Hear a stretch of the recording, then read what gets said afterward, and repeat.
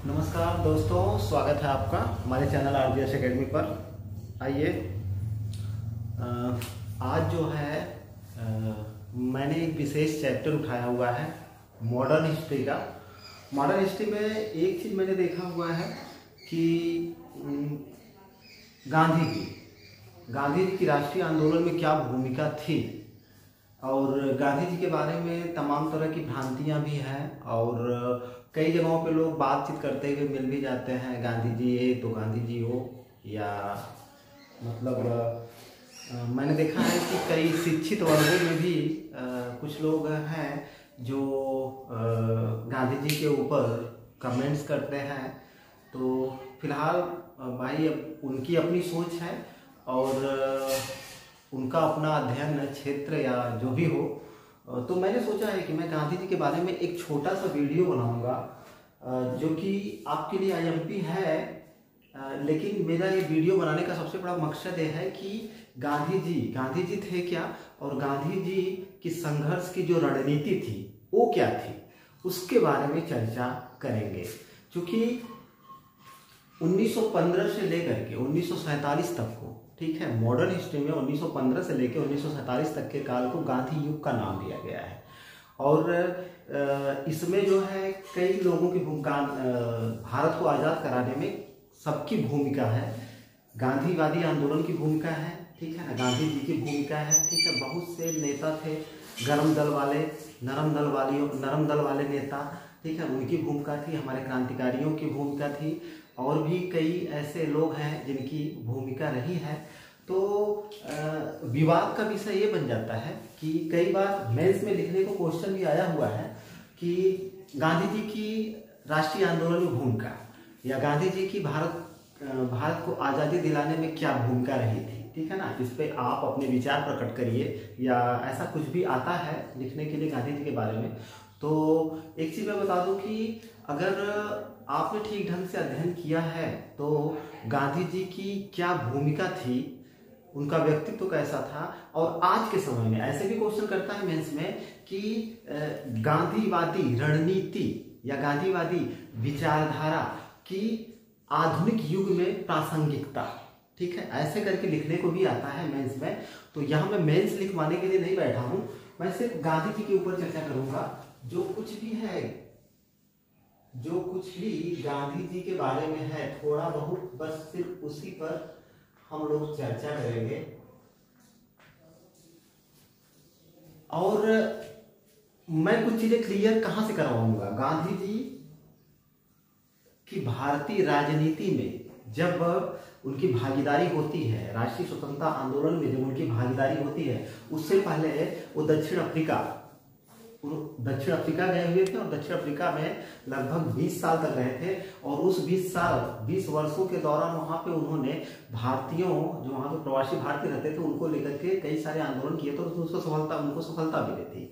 तो उस सफलता ने, उस अनुभव ने उनको भारत में भी राष्ट्रीय आंदोलन उसी हिसाब से चलाया। और एक बहुत ही उनको दक्षिण अफ्रीका का जो लंबा संघर्ष का इतिहास रहा है, उससे उनको अनुभव प्राप्त हुआ था, और उसी आधार पर उन्होंने यहाँ पर भी आंदोलन चलाया हुआ था। तो गांधी जी को समझते हैं, कैसे समझेंगे। सबसे पहले एक चीज, कुछ चीजें तो कॉमन है, जैसे कि गांधी जी का जन्म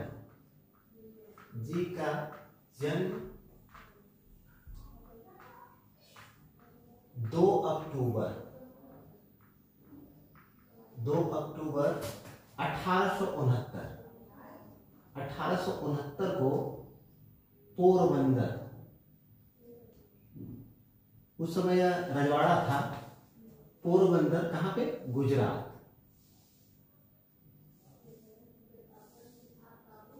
पोरबंदर गुजरात में हुआ था, ठीक है। इनके पिता का नाम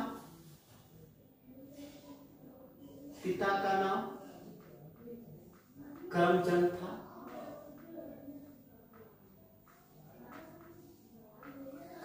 था। ठीक है ना। इनकी पत्नी का नाम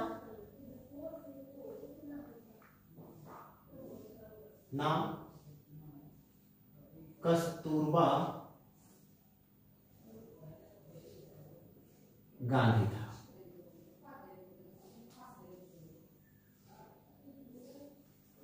ये सारे फैक्ट वन लाइनर है, एग्जाम में पूछे भी जाते हैं। तो हम लोग यहाँ पे चलेंगे। हमारा मेन मकसद है गांधीवादी जो लड़ाई की राजनीति थी, रणनीति थी, उसको समझाना है। यहाँ पे इनका जन्म 2 अक्टूबर 1869 ईस्वी को हुआ था गुजरात के पोरबंदर में। इनके पिताजी का नाम करमचंद था, इनकी पत्नी का नाम कस्तूरबा जी था। और कस्तूरबा जी इनके साथ जो है इनका वैवाहिक संबंध जो खुशहाल, तो अब चूंकि गांधी जी एक प्रकार के संत थे तो खुशहाल कहा भी जा सकता है और नहीं भी कहा जा सकता है, लेकिन कस्तूरबा जी जीवन भर इनके साथ रही थी। और सबसे बड़ी बात यह है कि कस्तूरबा गांधी की मृत्यु जो है मतलब जेल में ही हुई थी, उसको भी मैं यहाँ पे क्लियर कर लूंगा। तो कस्तूरबा गांधी एक आदर्श पत्नी थी, ठीक है ना। और गांधी जी चूंकि अंग्रेजों से भारत की गुलामी को समाप्त करने के लिए एक लंबी लड़ाई लड़ रहे थे, तो उनका अधिकांश समय जेलों में और राष्ट्रीय आंदोलन में ही बीता था, इसलिए वो ज्यादा समय अपनी पत्नी को नहीं दे पाए थे, ठीक है। अच्छा चलिए देखते हैं होता क्या है। इंग्लैंड से इन्होंने बैरिस्टरी जो है,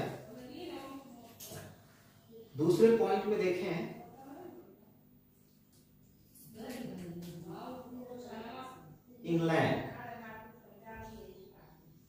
इंग्लैंड से बैरिस्टरी की परीक्षा पास की थी। बैरिस्टरी की परीक्षा पास करके वापस भारत आए हुए थे, ठीक है। और भारत वापस आने के बाद इन्होंने प्रैक्टिस भी शुरू करी थी मुंबई में। इसी बीच एक बहुत बड़ा मामला उठता है। मामला क्या था कि दक्षिण अफ्रीका में एक गुजराती व्यापारी थे दादा अब्दुल्ला। उन्होंने अपना मुकदमा लड़ने के लिए इनको कहां बुलाया? दक्षिण अफ्रीका, ठीक है। तीसरा पॉइंट, गुजराती व्यापारी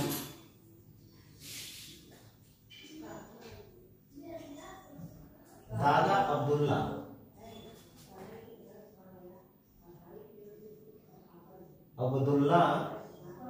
का मुकदमा लड़ने के लिए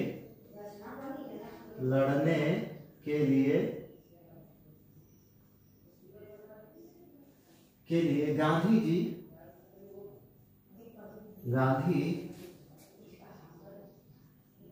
जी दक्षिण अफ्रीका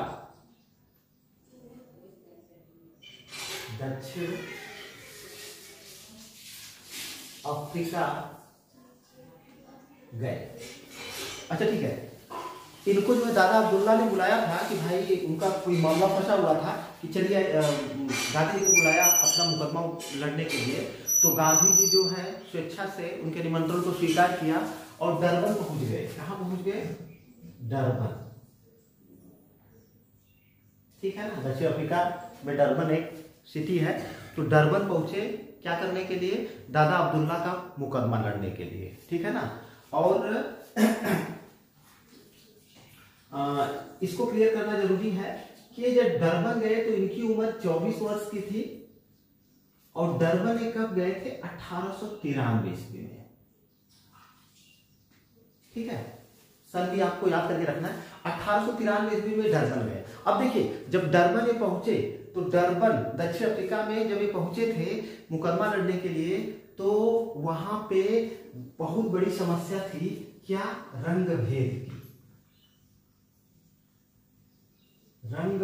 की समस्या थी। थोड़ा सा पीछे चलते हैं। पीछे चलने का मतलब क्या? दक्षिण अफ्रीका में ये जो रंग भेद की समस्या भारतीयों के साथ जो है दोयम दर्जे के नागरिक का व्यवहार किया जाता था, हुआ क्या था कि 1860 के दशक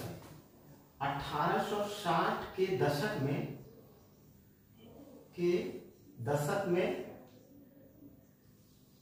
इकरारनामे के तहत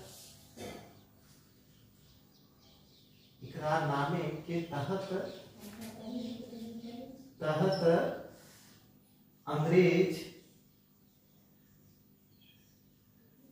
भारतीयों को गन्ने की खेती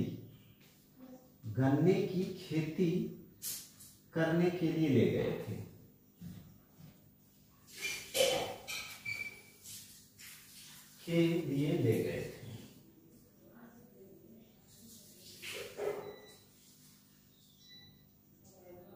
ठीक है।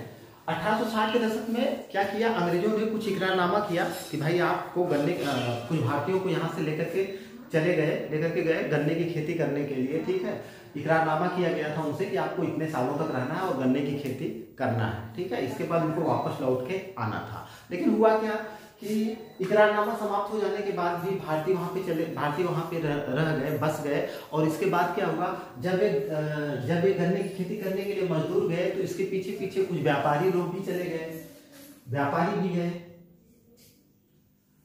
और कुछ भारतीय भी गए, कुछ प्रवासी भारतीय भी गए। ठीक, कुछ प्रवासी भारतीय भी गए। इससे भारतीयों की संख्या वहां पे ठीक ठाक मात्रा में हो गई थी। ठीक, लेकिन वहां पे जो है इन लोगों के साथ दोयम दर्जे के नागरिक का व्यवहार किया जाता था, रंग भेद जिसको कहते हैं। तो अब देखिए इतिहास शुरू होता है गांधी जी का। गांधी जी जब पहुंचते हैं यहाँ पे, ठीक है, तो इनको इसका अनुभव हो जाता है। जब कई मामले ऐसे आते हैं, ये जब ट्रेन में बैठते हैं, ठीक है ना, पहली बात तो ये ट्रेन में बैठते हैं तो ये फर्स्ट क्लास का टिकट मांगते हैं, तो टिकट इनको नहीं दिया जाता है। जब ये तमाम ट्रेन कानूनों का हवाला देते हैं तब जाकर के इनको ट्रेन का टिकट दिया जाता है। ठीक है ना, फर्स्ट क्लास का टिकट जब दिया जाता है, जब ये फर्स्ट क्लास का टिकट लेकर के बैठते हैं ट्रेन में, तो जो गोरे सहयात्री थे वह जो है इनको क्या करते हैं, उतार देते हैं। ठीक है, और इसके बाद उतार नहीं देते हैं, इनको जो है धक्का मुक्की करके उतारना चाहते हैं। मान लीजिए कुछ सज्जन अंग्रेज से विरोध करते हैं तो इनको ड्राइवर के पास बैठा दिया जाता है। ड्राइवर भी इनको नहीं अपने पास बैठाता है, ड्राइवर भी इनको पायदान पे कर देता है, ढकेल देता है। ठीक है, पायदान पे बैठने के लिए कहता है। अब इसके बाद जब पायदान पर बैठते हैं, पूरी यात्रा पूरी करते हैं, इसके बाद जब वो कुछ अंग्रेज और आते हैं, कुछ अंग्रेज जब फिर डिब्बे में आते हैं तो वो सब क्या करते हैं कि इनको डिब्बे से ही उतार देते हैं। बेचारे जाड़े की रात थी, जाड़े की रात में होटल में जाते, होटल में कमरा मांगते हैं तो वहां पर भी इनको कमरा नहीं दिया जाता है। ठीक है, ठंडी में जाड़े में ठिठुरते हुए स्टेशन पे रात बिताते हैं। ठीक, तो तमाम तरह की जो ये रंग भेद की नीति थी इसका उन्होंने वहां पे अनुभव कर लिया था। ठीक है, वो समझ गए थे कि भारतीयों के साथ यहाँ पे कैसा व्यवहार किया जाता है। ठीक, तो उनको यह अनुभव हो गया कि यहाँ पे भारतीयों के साथ बहुत ही मतलब दोयम दर्जे के नागरिक, यानी कि मतलब जैसे कि कीड़े मकोड़ों की तरह उनके साथ व्यवहार किया जाता है। तो जब मुकदमा, जब दादा अब्दुल्ला वाला जो मुकदमा था, जब दादा अब्दुल्ला का मुकदमा ये लड़ने के लिए गए थे और मुकदमा जब समाप्त हो गया तो ये वापस भारत आ रहे थे। ठीक है ना, जिस दिन भारत लौटने वाले थे उसके एक दिन पहले, यानी उसकी पूर्व संध्या पे इनके मन में पता नहीं क्या आया कि पूर्व संध्या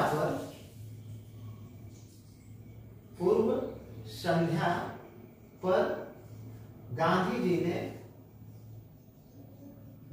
जी ने मताधिकार से वंचित करने वाले विधेयक का मामला। ये मताधिकार से वंचित करने वाला विधेयक क्या था, जैसे जो भारतीय थे ना उनको जो है नटाल, जो वहां की कांग्रेस थी, वहां पर जो विधेयक तैयार किया गया था, जिसमें विधेयक का जो मसौदा था उसमें यह लिखा गया था कि ये जो भारतीय हैं, ठीक है, इनको जो है मत देने से इनको रोका जाए, मताधिकार से इनको वंचित किया जाए। तो इन्होंने उसकी पूर्व लौटने के एक दिन पहले जो है इस मामले को उठा दिया। अब वहां पे जो भारतीय इकट्ठा थे उन्होंने कहा कि चूंकि वहां पे अधिकतर ज्यादातर गरीब मजदूर और अनपढ़ थे, ठीक है ना। गांधी जी, एक चीज और है, गांधी जी पहले भारतीय थे। गांधी जी पहले बैरिस्टर तथा पढ़े लिखे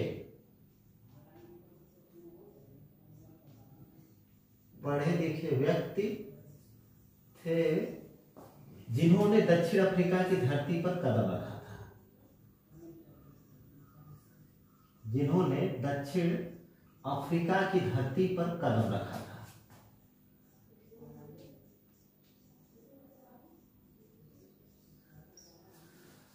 बहुत ही अहम क्वेश्चन है। गांधी जी पहले ऐसे पढ़े लिखे व्यक्ति थे और वरिष्ठर थे, वकील थे, जिन्होंने दक्षिण अफ्रीका की धरती पर कदम रखा था। यानी कहने का मतलब क्या, दक्षिण अफ्रीका पहुंचे थे। तो वहां पे जितने भी भारतीय थे अनपढ़ थे, ठीक है ना, उनको अपने अधिकारों के बारे में जानकारी नहीं थी, लड़ाई कैसे लड़ा जाए, संगठन की तो बात ही छोड़ दीजिए। तो उन्होंने इनसे सिफारिश करी, किनसे, गांधी जी से, कि आप 1 महीने और रुक जाइए, 1 महीने और रुक जाइए, और जो मताधिकार से वंचित करने वाला जो विधेयक है इसको विरुद्ध आप लड़ाई लड़िए और हमें न्याय दिलवाइए, ठीक है ना। तो गांधी जी तैयार हो गए, चलिए भैया हम 1 महीना यहाँ पे रुक जाएंगे, ठीक है। लेकिन रुकना था 1 महीना, और रुक गए कितने दिन तक, 20 साल तक, ठीक है ना। यानी कि यह उस समय जो है 25 वर्ष के थे, 25 वर्ष के थे, और जब भारत लौटे तो 45 वर्ष के हो चुके थे।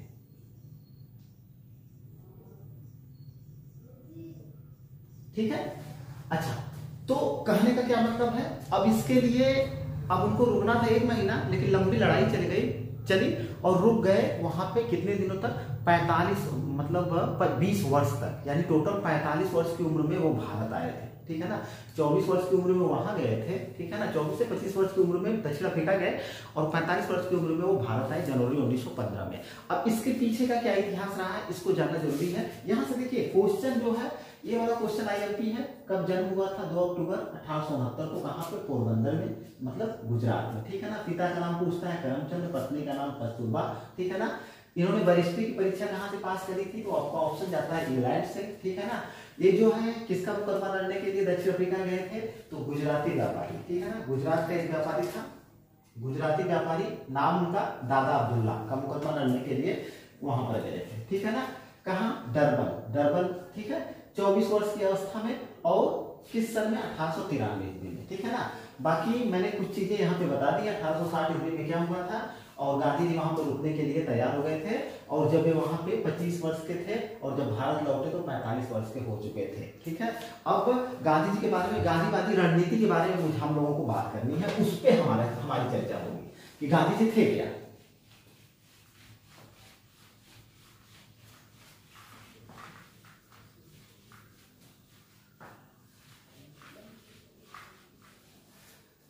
देखिए गांधी जी वहां पे, मैंने कहा ना, पहले पढ़े लिखे व्यक्ति थे और वरिष्ठ वकील थे जो वहां पे गए थे। अब ये जो है भारतीयों की समस्याओं को लेकर के वहां पे एक बड़ा आंदोलन छेड़ा था इन्होंने, ठीक है। जैसे देखिए 2-3 चीजें हैं जिसके विरुद्ध इन्होंने आंदोलन छोड़ा था। जैसे एक पहला हमने चर्चा कर लिया है, पहले की हमने बात करी थी, तो कौन सा था, भारतीयों को मताधिकार से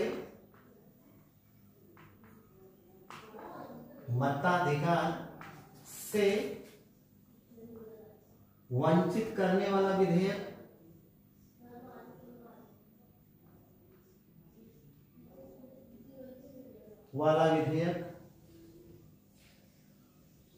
ठीक है। ये वाला मामला था। दूसरा क्या मामला बना था, दूसरा मामला बना था कि इकरारनामे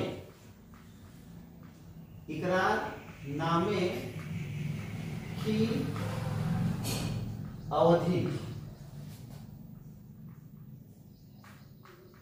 अवधि के समाप्त होने पर रहने वाले भारतीयों पर 3 पाउंड का कर लगाया गया, 3 पाउंड का कर लगाया गया, ठीक है। तीसरा मामला क्या था, पंजीकरण पंजीकरण का मामला। प्रत्येक भारतीय को अपना पंजीकरण कराना पड़ता था कि भैया हम भारतीय हैं, और उसको 24 घंटे अपने पास रखना पड़ता था, ठीक है ना। और किसी भी अधिकारी को अगर मांगता है दिखाने के लिए तो दिखाना पड़ता था, ठीक है ना। तो एक तरह से यह किस प्रकार का व्यवहार हुआ, सीधे सीधे मतलब जो भारतीय हैं उनको जो है यह एहसास दिलाया जाता था कि तुम नीच हो, तुम तुच्छ हो, ठीक है ना। एक तीसरा पंजीकरण का मामला था। चौथा मामला जो एक मेन और बना था वहां पे दक्षिण अफ्रीका में, वह था एक सुप्रीम कोर्ट का फैसला। सुप्रीम कोर्ट का निर्णय जिसमें ईसाई पद्धति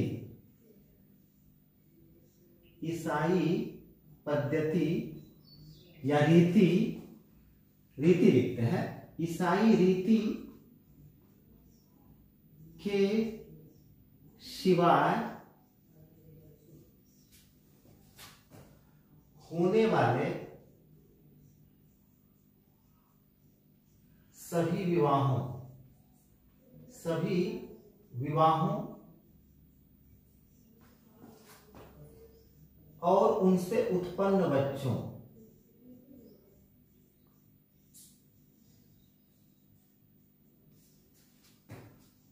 बच्चों को अवैध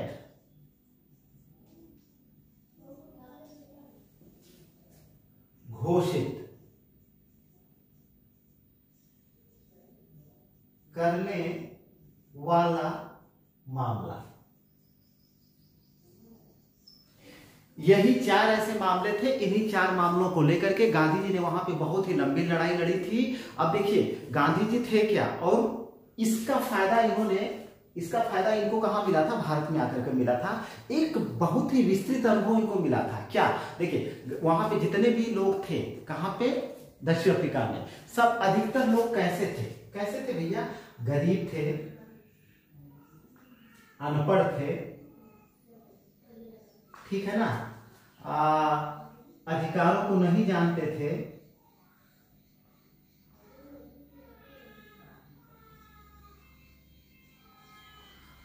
मतलब उनको अपने अधिकारों के बारे में नहीं पता था, तो लड़ाई कैसे लड़ेंगे, ठीक है ना, संगठन कैसे करेंगे, तो इन सब चीजों के बारे में जानकारी नहीं थी। इसलिए सारी जिम्मेदारी किसके ऊपर आ गई, गांधी जी के ऊपर आ गई। और गांधी जी यहाँ पे लगभग 20 वर्षों तक इन्हीं सब चीजों को लेकर के ये लड़ाई लड़े थे।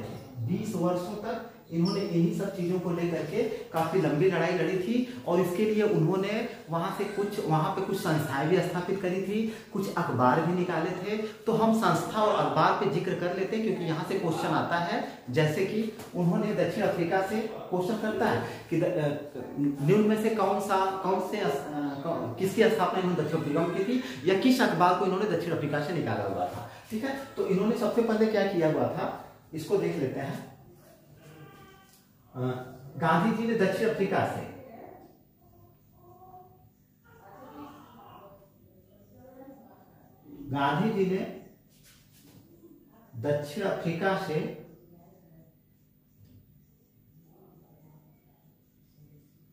दक्षिण अफ्रीका से दक्षिण अफ्रीका में 1894 में नटाल इंडियन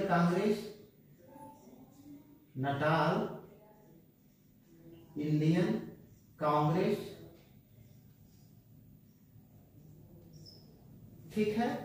और फिर इसके बाद एक उनका जर्मन दोस्त था, जर्मन शिल्पकार की मदद से टालस्टॉय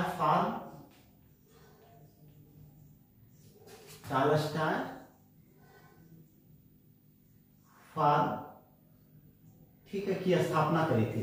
1894 में इन्होंने क्या किया था, इंडियन नटाल इंडियन कांग्रेस की स्थापना करी थी, किस लिए? अधिकारों को प्राप्त करने के लिए, अंग्रेजों से लड़ाई लड़ने के लिए, ठीक है ना, जो भारतीयों के अधिकार है उनको वापस दिलाने के लिए, ठीक है। तो 1894 ईस्वी में इन्होंने क्या किया था? नटाल इंडियन कांग्रेस की स्थापना करी थी और अपने एक दोस्त इनका था जर्मन शिल्पकार की मदद से इन्होंने टालस्टॉय फार्म की स्थापना की थी। और सन 1904 में फिनिक्स आश्रम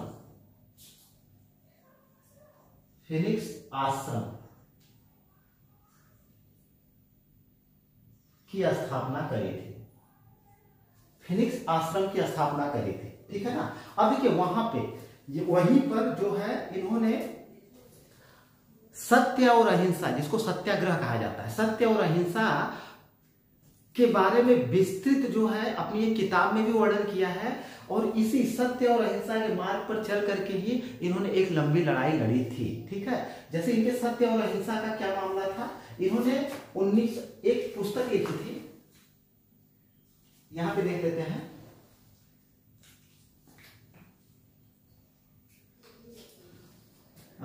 1909 में लिखी पुस्तक हिंद स्वराज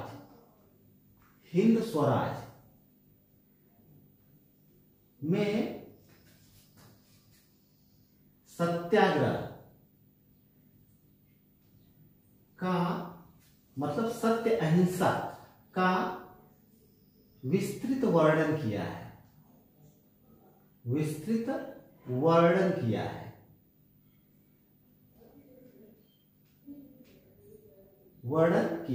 यानी अहिंसा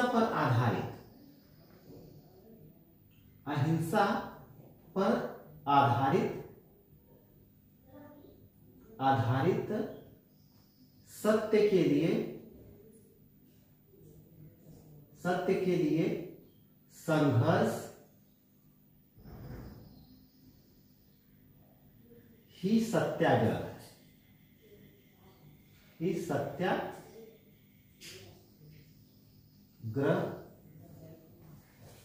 है। अच्छा देखिए इन्होंने वहां पे इन सब चीजों को लेकर के देखिए अब यहां से क्लियर करते हैं इसको। कौन सी प्रॉब्लम थी? भारतीयों को मताधिकार से वंचित करने वाला जो विधेयक था, इसके खिलाफ इनको लड़ाई लड़े। इकरारनामे की अवधि की समाप्त होने पर भारतीयों पर 3 पाउंड का आर्थिक कर लगा दिया गया और वहां पे जो भारतीय थे वो मुश्किल से 10 शिलिंग ही कमा पाते थे। बताइए 3 पाउंड कहां से देंगे? तीसरी बात है पंजीकरण का मामला था कि हर भारतीय को अपना पंजीकरण कराना पड़ता था या मुहर लगवानी पड़ती थी और उसको हमेशा अपने पास रखना पड़ता था। क्यों? उनको नीचा दिखाने के लिए, भैया तुम भारतीय हो, ठीक है ना। इसके खिलाफ इन्होंने लड़ाई लड़ी थी और सुप्रीम कोर्ट ने एक फैसला लिया था, एक निर्णय दिया था कि ईसाई पद्धति यानी कि ईसाई रीति रिवाज से जो विवाह संपन्न हुए उसको ही वैध माना जाएगा। बाकी पारसी, सिख या हिंदू धर्म रीति रिवाज से संपन्न विवाहों को और उनके बच्चों, उससे उत्पन्न बच्चों को अवैध माना जाएगा। यही 3-4 मामले थे जिनके लिए इन्होंने काफी लंबी लड़ाई लड़ी थी। और इसमें जो है इन लंबी लड़ाई में इनको कई सारे अनुभव प्राप्त हुए थे। ये कई बार जेल में गए थे, ठीक है ना, कई बार जेल में गए थे। जेल में इनके साथ बहुत ही बुरा व्यवहार किया गया, इनको पत्थर तोड़ने के काम पर लगाया गया, ठीक है ना। शुरू में इन्होंने देखिए जो हथियार, पहले यहाँ पे क्लियर करिए आप लोग, ठीक है। ये वाली चीज इन्होंने कब 1894 ईस्वी में इन्होंने क्या किया था? 1894 में नटाल इंडियन कांग्रेस की स्थापना की थी। इसको क्लियर करिए, इसको आपको क्लियर होना चाहिए, ठीक है ना। जर्मन शिल्पकार, ठीक है, यहां से क्वेश्चन करता है टालस्टॉय फार्म की स्थापना इन्होंने जो करी थी वह किसकी मदद से करी थी? तो जर्मन शिल्पकार, इसका नाम मैं भूल गया, कालेनबाख। तो कालेनबाख की मदद से इन्होंने टालस्टॉय फार्म की स्थापना करी थी, ठीक है ना। फिनिक्स आश्रम की स्थापना इन्होंने कब करी थी? सन 1904 में। इन सब चीजों को आपको याद करके रखना है, ठीक है ना। और इन्होंने हिंद स्वराज, अपनी पुस्तक हिंद स्वराज इन्होंने कहां से प्रकाशित की थी? दक्षिण अफ्रीका से ही, ठीक है, दक्षिण अफ्रीका से ही प्रकाशित की थी। और कब? सन 1909 ईस्वी में। और यहां से क्वेश्चन आया हुआ है कि गांधी जी ने अपनी किस पुस्तक में सत्याग्रह का विस्तृत वर्णन किया है? तो इन्होंने अपनी पुस्तक हिंद स्वराज में ही सत्याग्रह का विस्तृत वर्णन किया है। सत्याग्रह होता क्या है? अहिंसा पर आधारित सत्य के लिए संघर्ष ही सत्याग्रह है। कहने का मतलब ये है कि हम जो भी लड़ाई लड़ेंगे उसमें हिंसा का कोई स्थान नहीं होगा। ठीक है, तो ये सारी चीजें क्लियर हो गई। तो अच्छा देखिए, वहां पे इन्होंने, मैंने बताया ना कि वहां पर इनको अनुभव कैसे मिला, क्या क्या अनुभव इनको मिला था।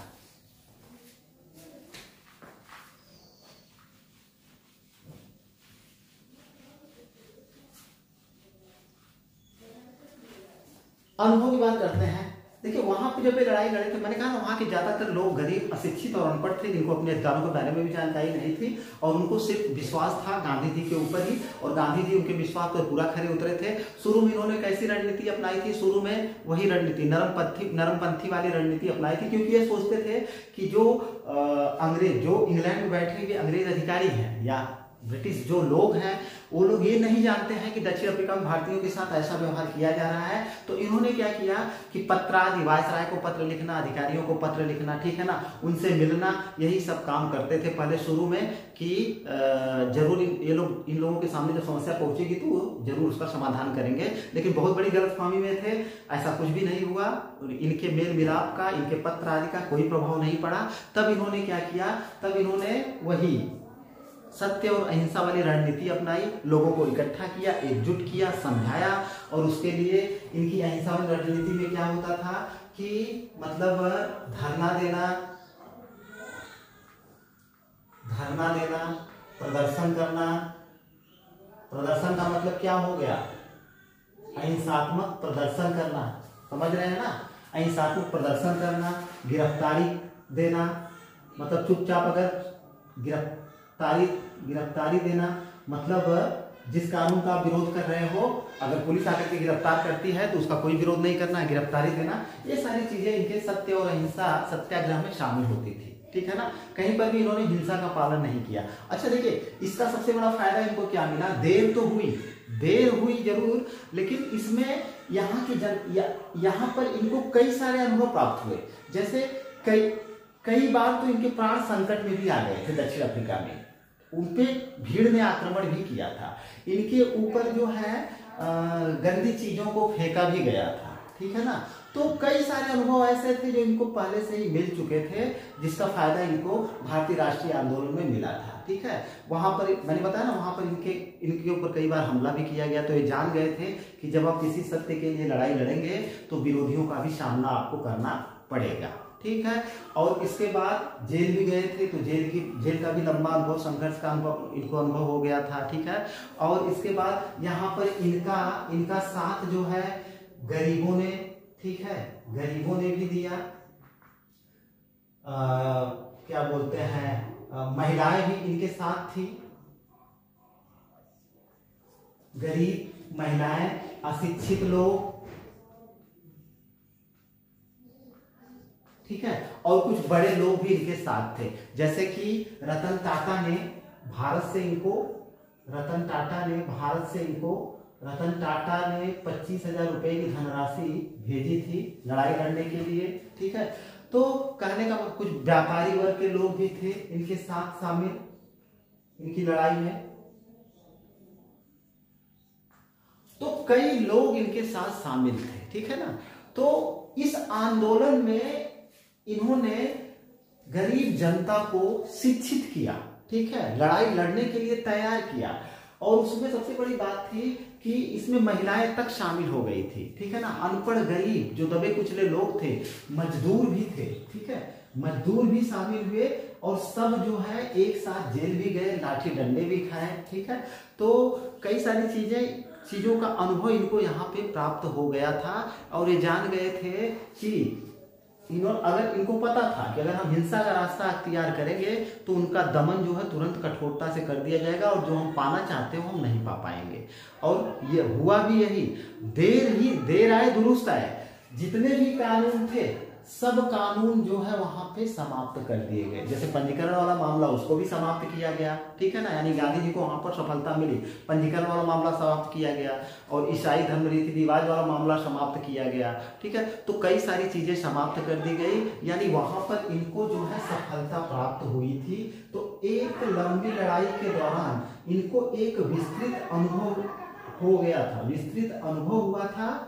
और राष्ट्रीय आंदोलन, किसी भी राष्ट्रीय आंदोलन को चलाने के लिए किन चीजों की जरूरत पड़ेगी, कैसे क्या आंदोलन चलाना है, ये सब चीजें उनको दक्षिण अफ्रीका से विरासत के रूप में मिली थी। और जब ये जनवरी 1915 में भारत आए,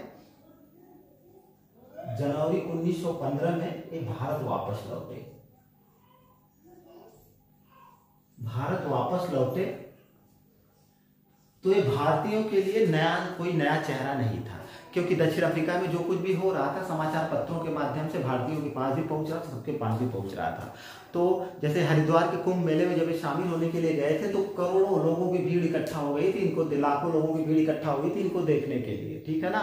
तो इनका एक व्यक्तित्व बन चुका था, ठीक है ना, एक नेतृत्व के गुणों से युक्त व्यक्ति का व्यक्तित्व इनको बन चुका था, जनता का विश्वास इनको प्राप्त हो चुका था। ये वापस लौटने के बाद ये अपने राजनीतिक गुरु गोपाल कृष्ण गोखले से मिले। गोखले ने कहा कि सबसे पहले आप जो है पूरे भारत का दौरा करिए, स्थिति को देखिए, जांचिए, समझिए, इसके बाद आप किसी आंदोलन को हाथ लगाइए। वही किया इन्होंने, ठीक है। शुरू में भी अंग्रेजों के प्रबल समर्थक थे, ठीक है ना। इन्होंने जब जो प्रथम विश्व युद्ध हो रहा था, प्रथम विश्व युद्ध के समय इन्होंने प्रथम विश्व युद्ध के समय इन्होंने अंग्रेजों के लिए सेनाएं जुटाई थी, सेनाएं एकत्रित की थी, इसीलिए इनको एक नाम दिया गया था भर्ती करने वाला सार्जेंट,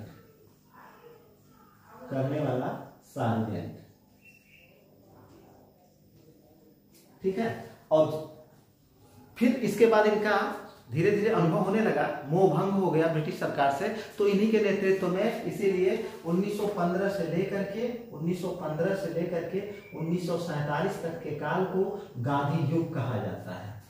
काल को किस नाम से जाना जाता है? गांधीवादी युग के नाम से जाना जाता है। इस दौरान इन्होंने कई सारे आंदोलन छोड़े, जिसमें से शुरू में इन्होंने 1917 में सबसे पहला सत्याग्रह इन्होंने चंपारण में किया था, चंपारण। फिर इसके बाद 1918 में खेड़ा, अहमदाबाद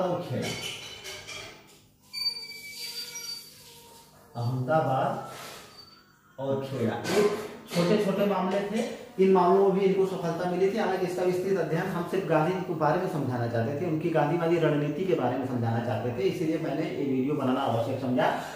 चंपारण में भी इनको सफलता मिली थी, अहमदाबाद और खेड़ा वाले मामले में भी इनको सफलता मिली थी। हालांकि यहाँ से क्वेश्चन आता है कि सबसे पहला सत्याग्रह इनका कहाँ हुआ था, तो 1917 में चंपारण में हुआ था। यहाँ से क्रम सुमेलित करने के लिए भी क्वेश्चन आरो और यूपीएससी में देता है, ठीक है। तो 1915 से लेकर 1947 तक के काल को गांधीवादी काल कहा जाता है। और इसमें से तीन राष्ट्रीय आंदोलनों का मेन जिक्र किया जाएगा, जिसमें से एक है असहयोग आंदोलन, एक आपका असहयोग आंदोलन आएगा, दूसरा आपका सविनय अवज्ञा आंदोलन आएगा, सविनय अवज्ञा, और तीसरा आपका आएगा भारत छोड़ो आंदोलन। ये तीन मेन आंदोलन है, जिसके बारे में विस्तृत अध्ययन हम लोग मेमोरियल हिस्ट्री में करेंगे। तो ये तीन आंदोलन इनके नेतृत्व में छेड़ा गया था। और देखिए इनकी रणनीति का हिस्सा क्या था, इसको हमको समझना है, ठीक है ना। इन्होंने जो लड़ाई लड़ी थी, इनका खूब विरोध भी हुआ था। जैसे असहयोग आंदोलन चौरी चौरा कांड के बाद जब वापस ले लिया गया तो खूब इनका विरोध हुआ था कि मालवीय जी ने क्या कहा, मालवीय जी ने कुछ कहा, सुभाष चंद्र बोस जी ने कुछ कहा, किसी ने कुछ कहा, तो ठीक है। देखिए लेकिन ये जानते थे क्या, इनको पता था कि भारतीय जनता जो है अभी गरीब है, अशिक्षित है, अनपढ़ है, और सबसे बड़ी बात कि उनको अभी किसी लड़ाई या संघर्ष का कोई अनुभव नहीं है, ठीक है। और जब देखते थे जैसे असहयोग आंदोलन जब देर तक चलने लगा था तो चौरी चौरा कांड इनको एक बहाना मिल गया था। लेकिन क्योंकि कई जगह पे हुआ क्या था कि आंदोलन कमजोर पड़ रहा था, कई सारी चीजें हैं इसमें। तो इनकी सबसे बड़ी चीज, इनकी रणनीति का हिस्सा क्या होता था? संघर्ष विराम संघर्ष, संघर्ष विराम संघर्ष। अब इसका मतलब समझना है हमको, संघर्ष विराम संघर्ष का मतलब क्या है और यह रणनीति क्या थी। इसका मतलब यह हो गया कि गांधी जी अच्छी तरह से जानते हैं कि किसी भी आंदोलन को बहुत लंबे समय तक नहीं चलाया जा सकता है, क्यों? क्योंकि किसी भी आंदोलन को अगर लंबे समय तक चलाया जाएगा, अगर लंबे समय तक लेकर के हम चलते हैं तो उसमें जो है कई कमियां आ जाती हैं, पहली बात। और दूसरी बात ये कि जो जनता है उसकी किसी भी आंदोलन को चलाने की या किसी भी कष्ट को सहने की एक सीमा होती है, ठीक है। तो वह सीमा, मान लीजिए कि अगर ये असहयोग आंदोलन वापस नहीं लेते और 2-4 साल तक और चलता तो क्या क्या गारंटी थी कि जिस उद्देश्य को लेकर के आंदोलन चला जा रहा वो सफल ही हो जाता, ठीक है। तो मान लीजिए असहयोग आंदोलन को स्थगित किया गया तो उनकी इस रणनीति के तहत स्थगित किया गया, उनका कहना था कि कोई भी आंदोलन लगातार नहीं चल सकता है, और खासकर ऐसे देश में जहां की जनता को अभी किसी भी आंदोलन का कोई अनुभव नहीं है या कोई लड़ाई अभी उसने उस ढंग से इतना लंबा लड़ी नहीं है, ठीक है। तो उनका कहना था कि मतलब कि जनता के लड़ने की जो ताकत होती है वह असीमित नहीं होती है, ठीक है। आंदोलन संघर्ष मतलब कहने का मतलब पहले संघर्ष करिए, ठीक है। संघर्ष करने के बाद आपकी ऊर्जा जरूर समाप्त होगी तो उसको विश्राम चाहिए। विश्राम क्यों चाहिए? विश्राम इसलिए चाहिए ऊर्जा प्राप्त करने के लिए, ताकि फिर से ऊर्जा प्राप्त किया जाए और ऊर्जा को प्राप्त करके पुनः जो है संघर्ष आरंभ किया जाए, पुनः संघर्ष को आरंभ किया जाए। इसी रणनीति पे चले थे और उसका सबसे बड़ा रीजन भारतीय जनता थी और यही सबसे बड़ा रीजन है इनका सत्य और अहिंसा। देखिए, सत्य और अहिंसा की जो इनकी रणनीति थी। क्यों असहयोग आंदोलन, सविना अवज्ञा आंदोलन और भारत छोड़ो आंदोलन में पूरी जनता ने इनका साथ दिया था? क्यों क्रांतिकारी आंदोलन कुछ लोगों के बीच सिमट करके रह गया था? क्योंकि सभी लोग तलवार नहीं उठा सकते, सभी लोग हिंसा का रास्ता अख्तियार नहीं कर सकते, ठीक है ना। तो इन सारे आंदोलनों में इनको जो है क्यों जनता की, बहुत बड़े जनता की भागीदारी हुई थी, या इसमें बच्चों तक ने, आप सभी ने वगैरह आंदोलन पढ़ोगे तो बच्चों तक की भागीदारी हुई थी। बच्चे, वृद्ध या जाति की अगर बात करें तो क्या मुसलमान क्या हिंदू, सब ने इनका साथ दिया था, ठीक है ना। स्त्रियां बढ़ चढ़ करके आंदोलन में हिस्सा लेती थी, धरना देती थी, ठीक है ना। बच्चे प्रभात फेरियां निकालते थे, शराब की दुकानों पर पिकेटिंग की जाती थी या भांग की दुकानों पर धरना दिया जाता था, विदेशी वस्त्रों की होली जलाई जाती थी। पूरा मतलब मिला जुला करके भारत की जनता का संपूर्ण वर्ग का इनको समर्थन मिला था, ठीक है। लेकिन क्रांतिकारी आंदोलन को पूरा समर्थन नहीं मिल पाया था। उसका रीजन ये था कि इन हिंसा का रास्ता अपनाया था और हिंसा का रास्ता सभी लोग नहीं अपना सकते, ठीक है। तो जो डर होता है वो डर जो है अहिंसा के रास्ते, जानते थे कि जनता के बीच में जो ब्रिटिश साम्राज्य का भय है, ठीक है, इसको जो है अहिंसा के मार्ग से ही हटाया जा सकता है, ठीक है ना। धीरे धीरे डर समाप्त होगा तब किसी भी आंदोलन को सफल आराम से करवाया जा सकता है, सफलता मिल सकती है और सफलता मिली भी। यही गांधी जी की यही रणनीति थी और गांधी जी इसी रणनीति को लेकर के पूरा हर समय चले थे। और गांधी जी की सबसे बड़ी बात, सबसे अच्छी बात, आप जो है जिस समय भारत जो है क्या हो रहा था, भारत जिस समय स्वतंत्र हो रहा था उस समय नोआखली, कलकत्ता का नोआखली, इसके बाद जो है बिहार, कई स्थानों पर खूब दंगे हो रहे थे और उस समय प्रत्येक राष्ट्रवादी नेता जो है मतलब स्वतंत्रता के बाद अपने पद के लिए, कुर्सी के लिए लोग उसी के बारे में चर्चा हो रही थी। केवल एक व्यक्ति यानी गांधी जी, ठीक है ना, गांधी जी जिसको नंगा फकीर कहा, ठीक है ना, एक हाथ में लाठी लिए, सहारे की लाठी लिए, लंगोटी पहने, गांव गांव गली गली घूम करके लोगों से प्रार्थना कर रहे थे कि भाई दंगा बंद करिए, ठीक है। जिस समय हिंदू मुसलमानों को मार रहे थे, मुसलमान हिंदुओं को काट रहे थे, कोई किसी को बख्श नहीं रहा था, उस समय गांधी जी मुसलमान अकेले, वन मैन बाउंड्री, माउंटबेटन ने इनको क्या कहा था उस समय, वन मैन बाउंड्री की उपाधि प्रदान की थी। अकेले गली गली शहर शहर घूम घूम करके लोगों से दंगे को समाप्त करने का अनुरोध कर रहे थे। इनके ऊपर कीचड़ फेंके गए, ठीक है ना, रास्ते में कांटे बिछाए गए, लेकिन सोच लीजिए कि किसी ने भी इनके ऊपर एक हाथ तक नहीं उठाया, ठीक है। हाथ तक किसी ने नहीं उठाया, जबकि उस दंगे में ना तो मैंने बताया ना कि हिंदू मुसलमान एक दूसरे को काट रहे थे, कोई किसी को छोड़ नहीं रहा था। लेकिन अगर मुसलमान वाले इलाके में भी गए, वहाँ पर भी इनके ऊपर भले कीचड़ फेंके गए हों या रास्ते पर कांटे बिछाए गए हों, लेकिन किसी ने इनको जो है मतलब एक हाथ उठाने का मतलब एक उंगली तक नहीं उठाई। और उस समय जब भारत आज़ाद हो रहा था, सबसे मेन इनकी मतलब इनका कार्य जो है वहीं पर सामने आता है कि जिस समय इनको आराम से प्रधानमंत्री राष्ट्रपति की पदवी मिल सकती थी, उस समय ये जनता से लोगों से घूम घूम करके दंगों को बंद करने का आह्वान कर रहे थे। ठीक है ना, ये चीज बहुत बड़ी बात होती है। ठीक है, ये कोई मामूली आदमी नहीं, एक संत व्यक्ति ही कर सकता है, संत या महात्मा। अब संत या महात्मा की उपाधि किसने प्रदान की थी? रविन्द्रनाथ टैगोर। ऐसी बातें चीजें की चर्चा हम लोग बाद में करेंगे। गांधीवादी रणनीति यही थी, और गांधी जी क्या थे इनके बारे में अगर कुछ चीजें हैं तो हम और भी, जब हम राष्ट्रीय आंदोलनों के बारे में पढ़ेंगे तो गांधी जी के बारे में अच्छे से जान लेंगे कि गांधी जी और गांधी जी की राष्ट्रीय आंदोलन में भूमिका क्या थी। इसके बारे में अच्छे तरह से अध्ययन कर लिया जाएगा। फिलहाल आप लोगों ने देख चुका, मैंने कुछ चीजें आप लोगों को क्लियर कर दी है कि गांधी जी की नीति क्या थी, और उस रणनीति के तहत इन्होंने मतलब देश को आज़ाद करवाने में इनकी जो भूमिका रही थी कितनी महत्वपूर्ण थी। जब आप पूरी मॉडर्न हिस्ट्री पढ़ेंगे तब आपको समझ में आ जाएगा। ठीक है, तो गांधी जी की रणनीति यही थी, संघर्ष विराम संघर्ष। ठीक, तो वीडियो देखने के लिए बहुत बहुत धन्यवाद। मेरा एक छोटा सा प्रयास था गांधी जी के बारे में समझाने का। बाकी डिटेल अध्ययन हम लोग मॉडर्न हिस्ट्री में करेंगे। Thank you very very much.